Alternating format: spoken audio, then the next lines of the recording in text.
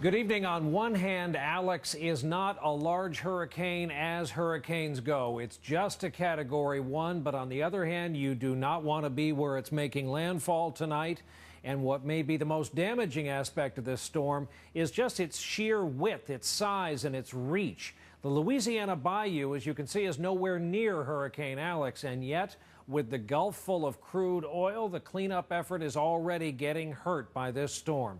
They are in for days of rough seas, high tides, high winds, all of it heading in a bad direction for them up into that marsh. So the effects of Alex will be far-reaching. They'll be with us for days. We're going to try to begin our coverage here tonight with Weather Channel meteorologist Jim Cantore in South Padre Island, Texas.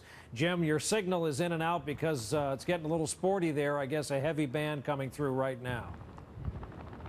Yeah, Brian, we're just about to get hammered once again. We've got a little bit of a break from the rain, but at times I've actually been blown off this dune that I'm standing on, where you can see a very agitated Gulf of Mexico behind me. Satellite depiction to radar, you can clearly see the eye south and east of Brownsville. It's coming in within the next 4 hours, and with it, winds could be as high as 100 miles an hour. This will be one of the strongest June hurricanes on record. What a way to start the season. Rainfall, it's still going to come because of the sheer size of this thing. Another 3 to 5, possibly as much for the lower Rio Grande Valley and even upriver, and all that has to go somewhere. And with the rain they've already had downriver, that is going to cause major flood problems tonight and during the day tomorrow. Plus, we've still got the winds tonight. We've had sporadic power outages here on South Padre and into Brownsville, along with a few tornadoes. It appears we will still have gusts near hurricane force as we get into tonight. But by far and large, Brian, as you were mentioning, the biggest impacts will be on the oil spill today. We've had gusts over 50 miles an hour, winds as high as 15 to 30 miles an hour, and seas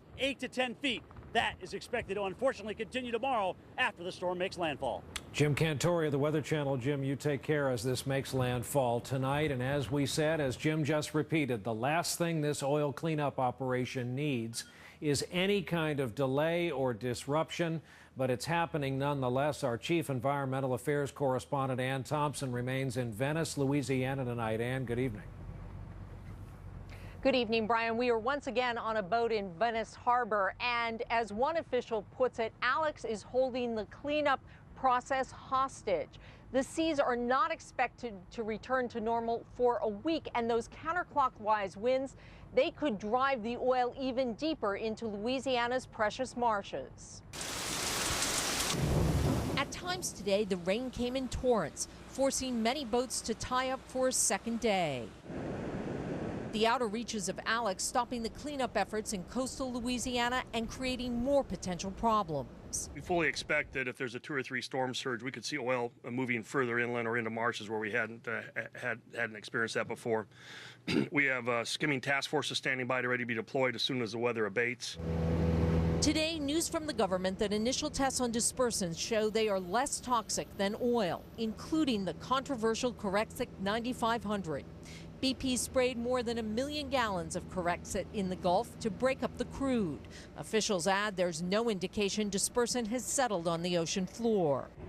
Meanwhile, the research ship Nancy Foster is off to measure the impact of the oil on the all-important loop current. The oil spill has the potential to affect a lot of the ecology all across the Gulf of Mexico and maybe even into the Atlantic. And so the loop current, as the main conveyor of water into the Gulf of Mexico and then back through the Florida Straits, is of immense importance to a wide variety of species. Out at the spill site, work continues on the relief wells to plug the leak.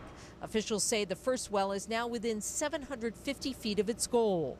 One group of energy analysts says its experts indicate the well could be plugged in 2 weeks. To some, that is an overly optimistic prediction. This operation has the highest probability of success of anything they've tried so far, and I truly believe this will be the solution. It's not going to be an overnight solution, but this will be a solution. Stand by. Even though that first relief well is close, BP says the target date is still August.